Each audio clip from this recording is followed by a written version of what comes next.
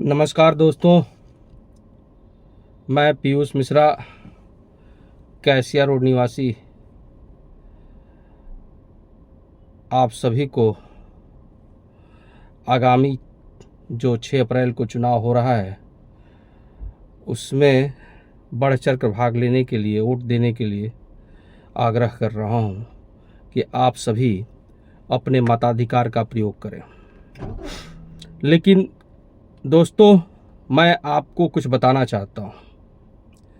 जो पिछले 10 दिनों से और पिछले 18 तारीख से काफ़ी गहमा-गहमी इस चुनाव को लेकर रही है, तो इसको थोड़ा सा समझते हैं।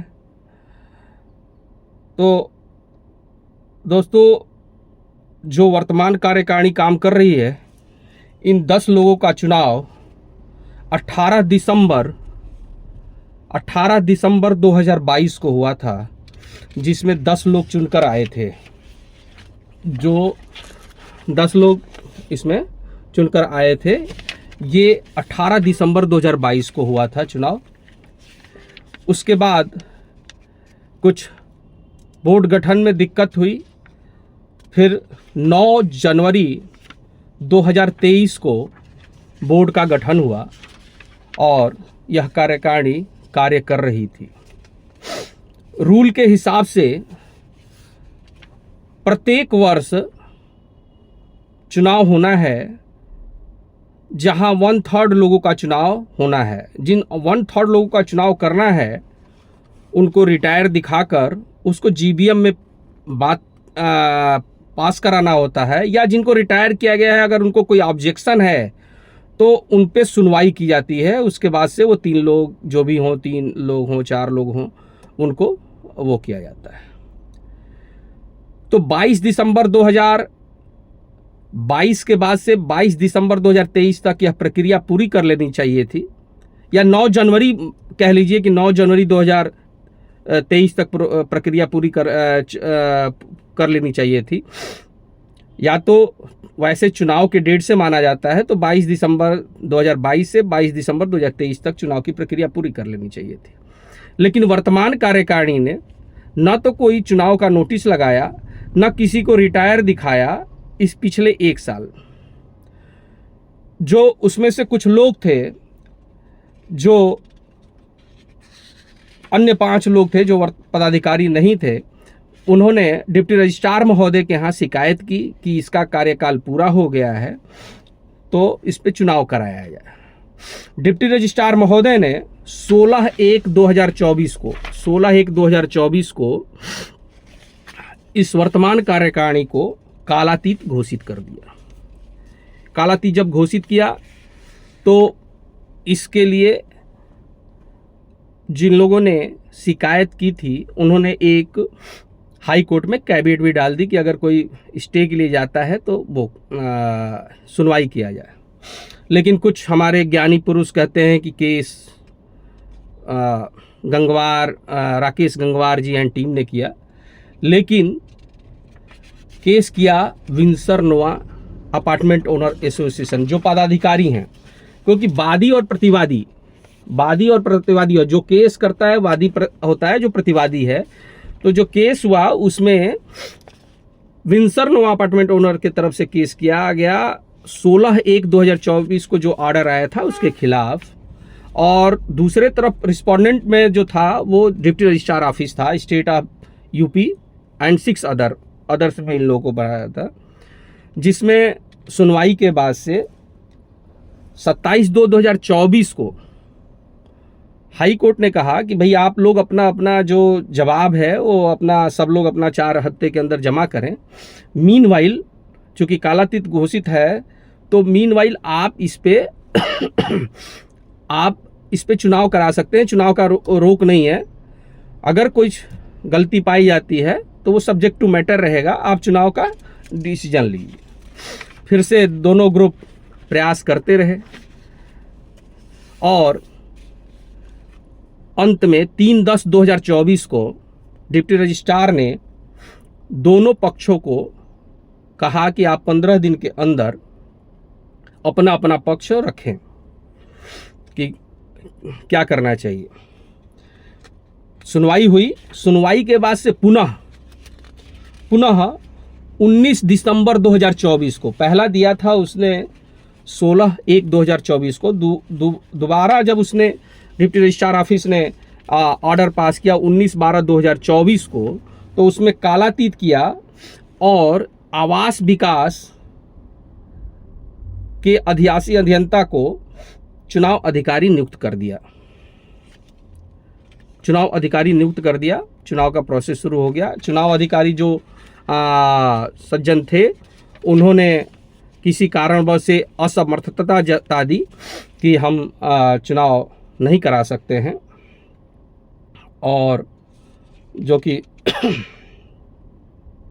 उसके बाद से फिर से 13 जनवरी 2025 को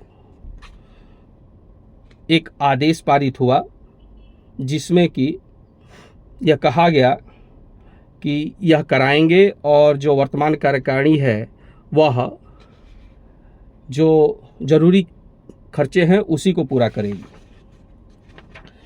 जब अधिवासी अभियंता ने मना कर दिया, तब जिला बचत अधिकारी गाजियाबाद श्री मयंक कुमार जी को चुनाव अधिकारी नियुक्त किया गया।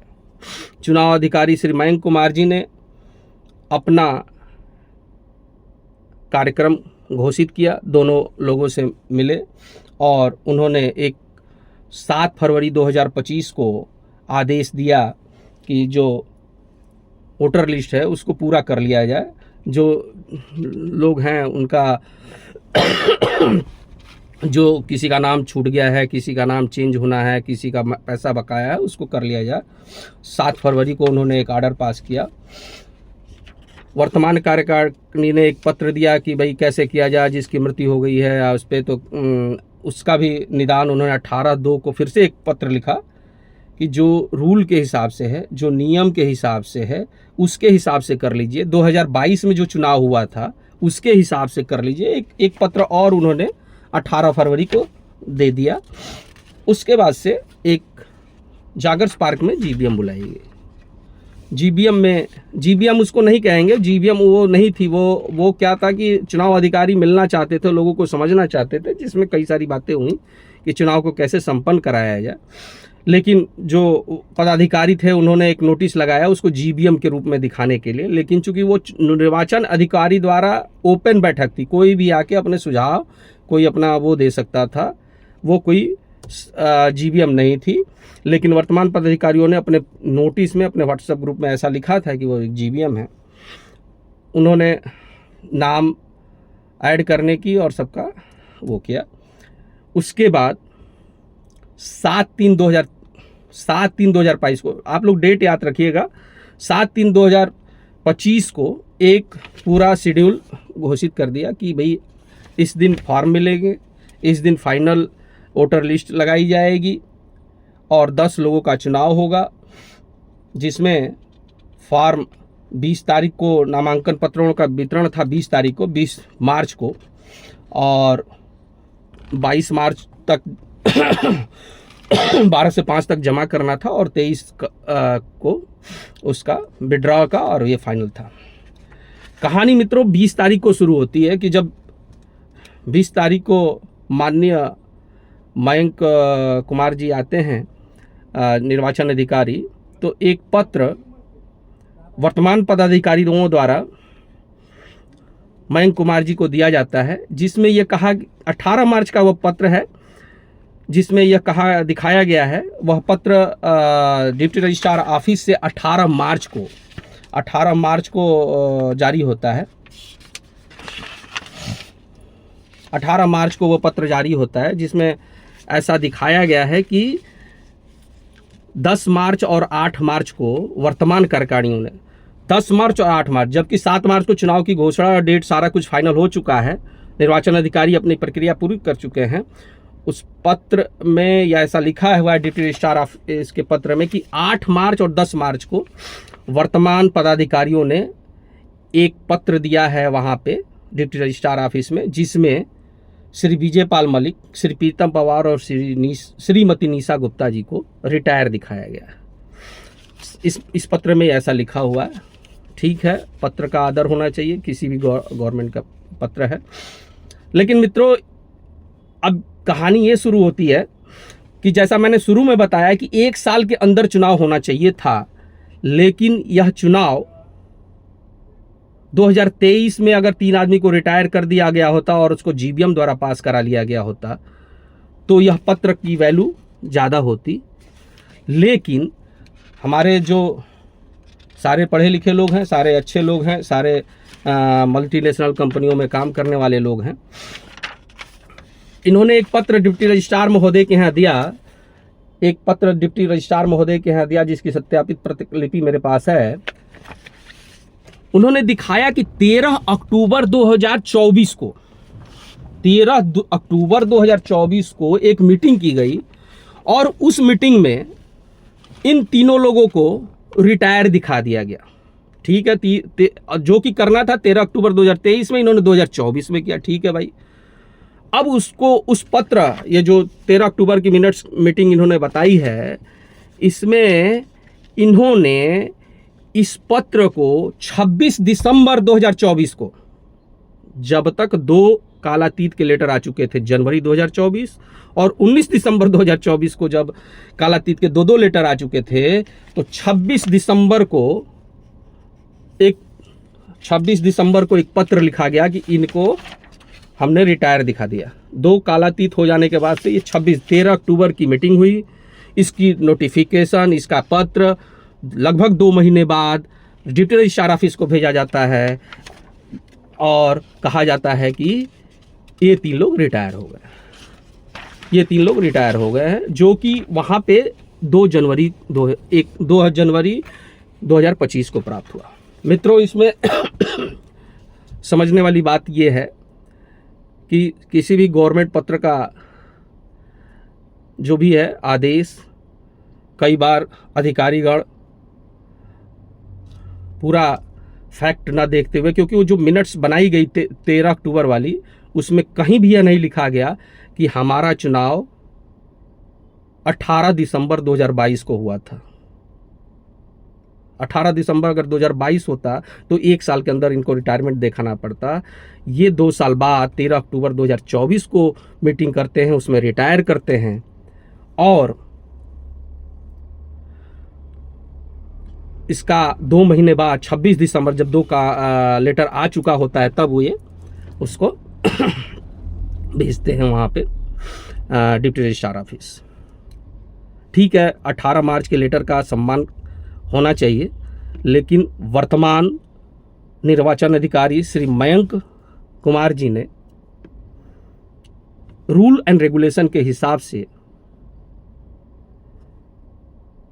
उन लोगों का 3 लोगों का नॉमिनेशन एक्सेप्ट करते हैं। इस पे कल आपने एक वीडियो देखा होगा जो चल रहा है कि बहुत तू मैं हुई, उसमें हमारे वर्तमान कालातीत प्रेसिडेंट नियम और उसकी दुहाई देते हैं। नियम यह है कि जब भी कोई व्यक्ति रिटायर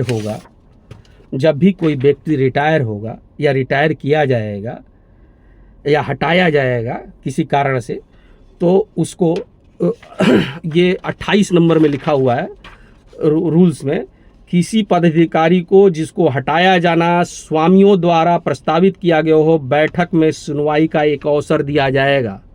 न तो श्री विजयपाल मलिक, न प्रीतम पवार, न किसी को किसी भी जीबीएम में इस तरह का मौका दिया गया। पहला ये बात, क्योंकि वो पहले होना था तो ये गलत था। दूसरा, अगर कोई 1/3 से हो जाता है, कोई 2 साल रह लेता है, फिर भी रूल ये कहता है, 26 का जो रूल 1 है कि बोर्ड के पदाधिकारी के कार्यभार ग्रहण करने के दिनांक से 1 वर्ष की होगी और वह पुनर्निर्वाचन के लिए अहर होंगे, एलिजिबल होंगे। तो अगर उन्होंने रिटायर हो गए, मान लीजिए, मैं मान लेता हूं कि वो रिटायर हो गए, फिर भी वो चुनाव लड़ने के लिए हकदार हैं और अब चुनाव हो रहा है। श्री मयंक जी ने जो निर्णय लिया है बहुत ही सही है और आप सबको इसलिए बढ़ चढ़ के भाग लेना पड़ेगा। धन्यवाद।